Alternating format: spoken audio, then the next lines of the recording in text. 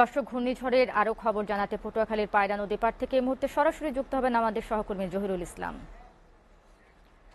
জহিরুল, কি অবস্থা? ইতোমধ্যেই কিন্তু ৩ নম্বর স্থানীয় সতর্ক সংকেত মেনে চলতে বলা হয়েছে। স্থানীয় যারা রয়েছেন তারা আসলে সতর্ক সংকেত মানছেন কিনা এবং এই ঘূর্ণিঝড় মোকাবেলায় জেলা প্রশাসন আসলে কিভাবে প্রস্তুতি নিয়েছেন?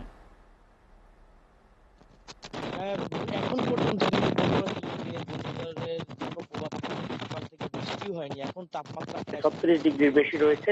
বাতাসে তেমন গতিও বাড়েনি।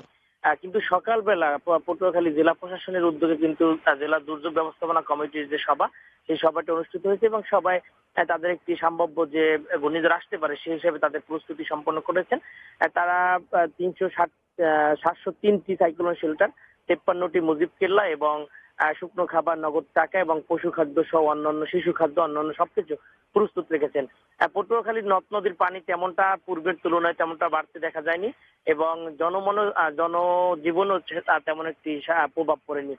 তবে ঘূর্ণিঝড়ের যে সম্ভাব্য কথা বলা হয়েছে সেখানে কিন্তু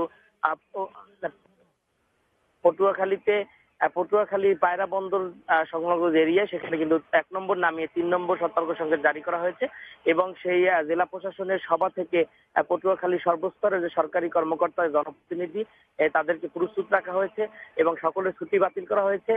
পাশাপাশি ফায়ার সার্ভিস, রেড ক্রিসেন্ট, স্থানীয় যারা ভলান্টিয়ার, সিপিপি সকলকে প্রস্তুত থাকার জন্য নির্দেশনা প্রদান করা হয়েছে এবং আমরা স্থানীয়দের সাথে কথা বলেছি। পাশাপাশি যারা দুর্যোগ ব্যবস্থাপনা নিয়ে কাজ করেন বিভিন্ন সংস্থা, ব্যক্তি, তারা জানিয়েছেন যে বাংলাদেশে এখন পর্যন্ত দুর্যোগ ব্যবস্থাপনায় কিন্তু বন্দর কেন্দ্রিক যে সতর্কতা সংকেত সেই অনুযায়ী চলমান।